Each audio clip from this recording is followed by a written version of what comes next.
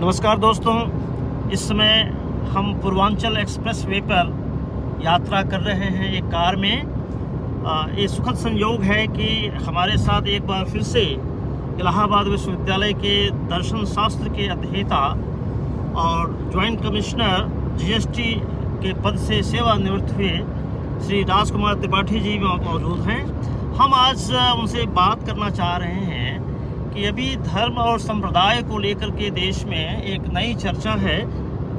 विषय तो पुराना है कि सनातन हिंदू धर्म में अनेक संप्रदाय हैं जिनको गलती से अलग से धर्म मान लिया गया है, जैसे सिख है, बौद्ध हैं या जैन हैं, इनको भी एक अलग से धार्मिक समुदाय मान लिया गया है, जबकि ये सांप्रदायिक समुदाय है।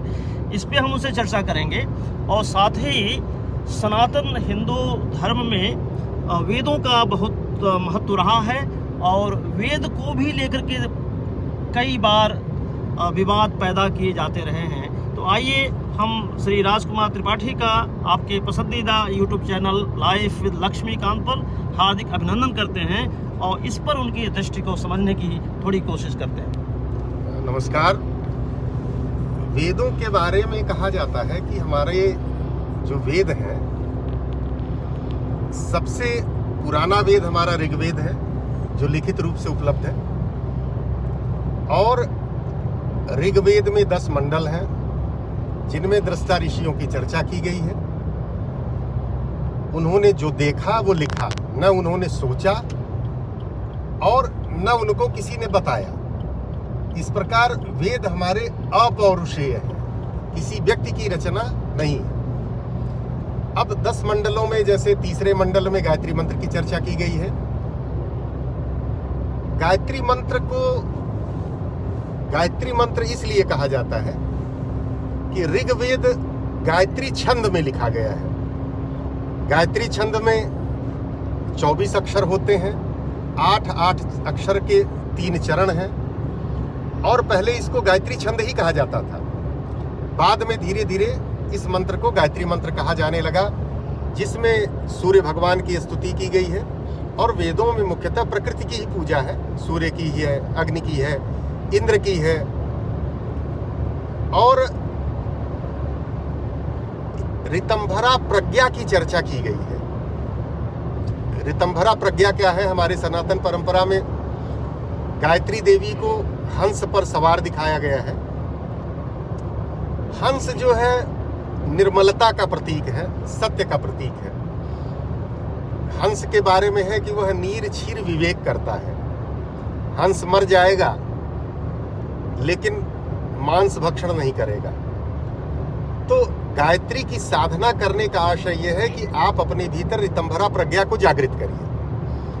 जब आप सत्य के रास्ते पर चलिए, आपके जीवन में जो भी घटना घट रही है, आप सत्य का मार्ग नहीं छोड़ेंगे। इसी कारण गायत्री को हंस पर विराजमान दिखाया गया है। ऋग्वेद के अन्य मंडलों में जहां तक मुझे ध्यान है कि कृषि की चर्चा भी है। 6ठे मंडल में भारद्वाज ऋषि की चर्चा की गई है। 7वें मंडल में वशिष्ठ ऋषि की चर्चा की गई है और वशिष्ठ और भारद्वाज के बीच जो वैचारिक भेद था उस पर भी चर्चा है। 10वें मंडल में उन सूक्तों की चर्चा की गई है। विवाह सूक्त है जिसमें अनुलोम और प्रतिलोम विवाह है। इस प्रकार हमारे वेदों में ऋग्वेद में सूक्त और मंत्र जिसमें प्रकृति की चर्चा की गई है। ऋग्वेद के बाद हमारा यजुर्वेद है जिसमें यज्ञ और अनुष्ठान पर विचार किया गया है कि किस प्रकार यज्ञ अनुष्ठान होता है। उसके बाद हमारा सामवेद है। संगीत सामवेद का विषय है और सामवेद में मूलतः केवल 75 मंत्र हैं। शेष ऋग्वेद की ही पुनरावृत्ति है। अगला वेद हमारा अथर्ववेद है जिसे हम ब्रह्मवेद भी कहते हैं। अथर्ववेद में आज की जीवनचर्या से जुड़ी हुई चीजें हैं, औषधियाँ, विज्ञान, जादू टोना, झाड़ फूक, ये सब अथर्ववेद में है। और वेदों के बाद ब्राह्मण ग्रंथ लिखे गए, ब्राह्मण ग्रंथों के बाद अरण्यक है, और अरण्यक के बाद उपनिषद है। तो वेदों में जो देखा गया वो है, और उपनिषदों में जो सोचा गया वो है। उपनिषद जो है वो वेदों का दार्शनिक पक्ष है। अब दूसरी चर्चा जो होती है सांप्रदायिकता की, भिन्न भिन्न धर्मों की, तो धर्म तो केवल एक सनातन ही है, अन्य पंथ या मजहब हैं। सिख धर्म है, जैन है, बौद्ध हैं, ये सब सनातन परंपरा से ही निकले हुए धर्म हैं, और इस नाते मूल रूप से सब सनातन ही हैं। सबने अपनी जीवन पद्धति को कुछ मतभेदों के साथ, कुछ कर्मकांडों के साथ अपने को अलग किया है, परंतु मूल संस्कृति सबकी सनातन ही है। और जहां तक अन्य धर्मों की बात है, जिसमें अब्राहमिक रिलीजन जितने हैं, जिसमें एक ईश्वर की चर्चा की गई है, और यह माना गया कि ईश्वर ने मनुष्य को बनाया है, सारी प्रकृति उसने बनाया है, अल्लाह ने सब कुछ की रचना की है, और अल्लाह के अनुसार ही सब कुछ होता है, उसकी मर्जी के बिना कुछ नहीं होता। यदि आपसे कोई अपराध होता है या अल्लाह के बताए गए रास्ते पर आप चलते हैं, उन क्रियाकलापों को करते हैं, आपसे कोई अपराध हो जाए, आप अगर ईश्वर से, अल्लाह से क्षमा मांग लेते हैं, गॉड से क्षमा मांग लेते हैं, तो वो क्षमा कर सकता है। परंतु सनातन परंपरा में ईश्वर को ये अधिकार नहीं है। ये सारी शक्तियां व्यक्ति के भीतर खुद हैं। कर्म का फल सबको भोगना है। यहाँ ईश्वर कभी भी आप कोई अपराध करिए और वहां जाकर कितना भी मंदिर में क्षमा मांगिए, आपको कोई क्षमा नहीं मिलने वाली है। बस जितना भी कुछ है, आप ईश्वर के आसक्ति है, आप मंत्र जाप करते हैं, आप सही रास्ते पर चलते हैं, तो केवल ये सब आपके सद्गुणों के विकास के लिए है कि आप अनाचार दुराचार से बचे रहें और आप सदकर्म करते रहें। अगर आप सदकर्मी हैं तो आपसे जो अच्छे कर्म होंगे, हमेशा कर्म का प्रतिफल होता है, अच्छे कर्म का अच्छा परिणाम, बुरे कर्म का बुरा परिणाम। तो सनातन परंपरा में पूर्ण व्यवस्था है, कर्म पर ही आधारित है। यदि आप अच्छा कर्म करेंगे तो अच्छा पाएंगे, और पुनर्जन्म का कॉन्सेप्ट भी केवल सनातन में है। व्यक्ति इस धरती पर भौतिक रूप से जो भी अर्जित कर ले, सब यही छूटेगा, लेकिन आपके कर्म आपके साथ जुड़े रहते हैं।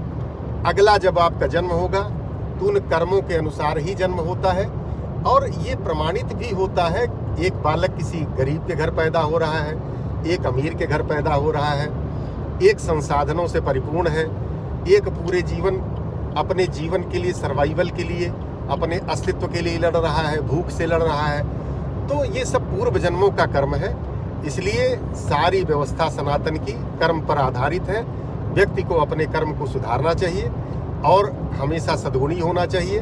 व्यक्ति को ऐसा कोई कार्य नहीं करना चाहिए कि जिससे दूसरे को कहीं कष्ट हो, और हम जो कार्य कर रहे हैं अपने को दूसरे की जगह रख कर सोचें कि यदि उससे उसको पीड़ा हो रही है तो कर्म से बचना चाहिए।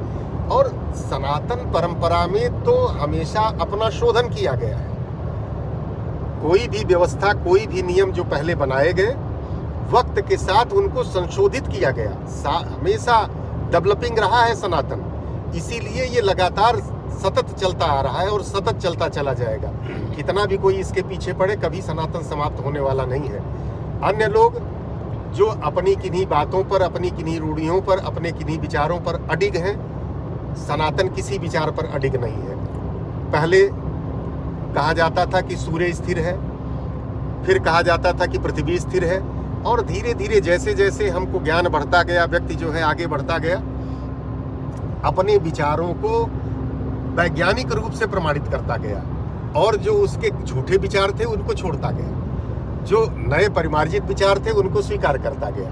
तो सनातन परंपरा सतत प्रगतिशील है, सभ्यता इसी प्रकार आगे बढ़ती जा रही है और सनातन का कभी विनाश नहीं होगा, हमेशा सतत रूप से अनवरत जब तक सृष्टि है, प्रकृति है, तब तक चलता रहेगा। सनातन का कभी विनाश नहीं होगा।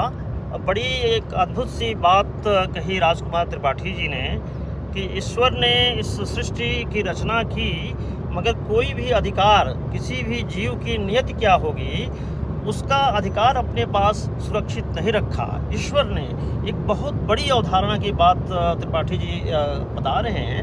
हम उनसे ज़रा एक और मुद्दे पर उनकी दृष्टि को समझना चाहेंगे कि जब वेदों की बात होती है तो हमारे देश में एक बहुत बड़ा विमर्श चल रहा है कि उस युग में, उस कालखंड में कुछ समाज के वर्गों के साथ बहुत शोषण होता था, अत्याचार भी होते थे और ये कहा जाता था कि वेदों को पढ़ने का अधिकार एक खास तबके को ही है और अगर समाज के कुछ वर्ग के लोग अगर उसको पढ़ते हैं तो उनके कान में गलता हुआ, पिघला हुआ शीशा भर दिया जाता था। तो ये भ्रांति है कि ये सही में उस ज़माने में ऐसा होता था? राजकुमार त्रिपाठी जी, देखिए, ये सब अतिशयोक्तियां हैं। वर्ण व्यवस्था कर्म पर आधारित थी। किसी भी कुल खानदान में व्यक्ति जन्म ले, यदि ब्राह्मण कर्म करता था तो वो ब्राह्मण है और उस कर्म के अनुसार उसकी जाति निर्धारित की जाती थी। जाति क्या, वर्ण निर्धारित किया जाता था।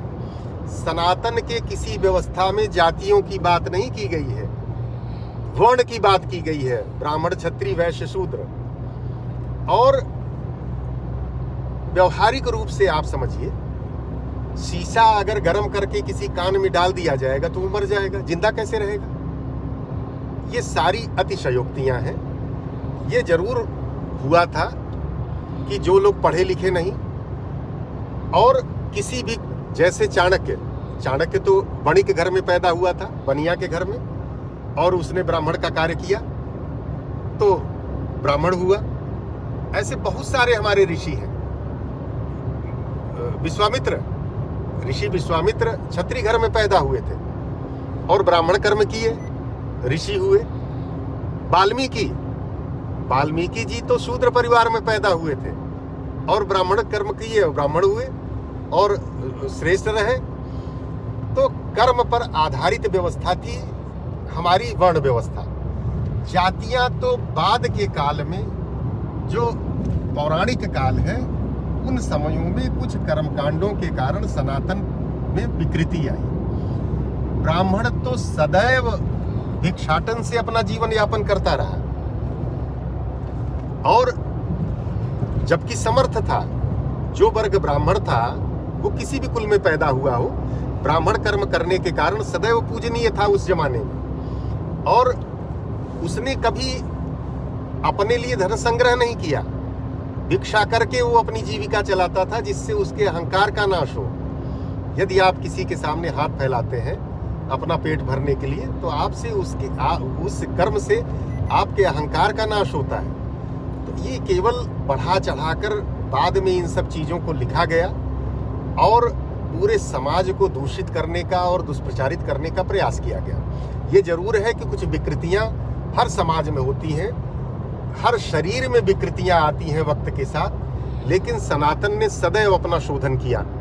जहां आप कुछ परंपराओं को देख लीजिए, सती प्रथा एक विकृति थी, वक्त के साथ समाज ने इसका संशोधन किया और सती प्रथा को बंद किया। बाल विवाह के बारे में पहले कहा जाता था कि अगर बेटी रजस्वला हो गई, उससे पूर्व पिता ने अगर उसका विवाह नहीं किया है तो वो अपराधी है, परंतु आज बाल विवाह वर्जित है समाज ने।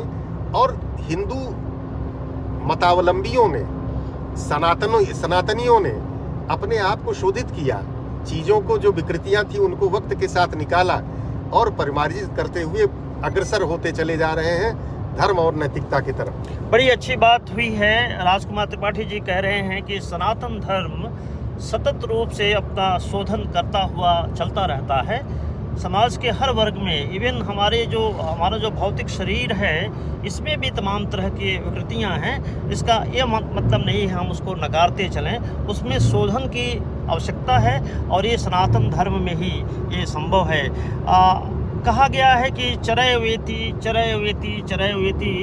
हम राजकुमार त्रिपाठी जी के साथ तो हमारे पीछे बैठे हैं उर्दू और हिंदी दोनों के बड़े अच्छे जानकार आदरणीय श्री संत बख्श शर्मा जी। हम तीनों चरय वेति चरय वेति चरय वेति की ही अवधारणा के साथ चल रहे हैं। ये अलग बात है कि हम कार में चल रहे हैं और बड़ी अच्छी चर्चा हुई चलते चलते वेदों के ऊपर। अगले किसी और एपिसोड में हम राजकुमार त्रिपाठी जी से, जो दर्शन शास्त्र के और जीवन जीने की कला में निष्णात हैं, उनसे हम किसी और उपांग पर, किसी और विषय पर जो दर्शन और हमारे सनातन धर्म की परंपराएं हैं उस पर हम चर्चा करेंगे। तब तक अगर आपने हमारा और आपका YouTube channel life with Lakshmikant को सब्सक्राइब ना किया हो तो उसे सब्सक्राइब करने की कृपा करें। साथ ही अपने अधिक से अधिक परिचितों और मित्रों तक पहुंचाएं। लाइक्स करें, कमेंट करें, डिसलाइक भी कीजिए अगर पसंद नहीं आता है तो, और अपने महत्वपूर्ण सुझावों से हमें और बेहतर कंटेंट बनाने की दिशा में अग्रसर करें। बहुत बहुत धन्यवाद आपका। धन्यवाद।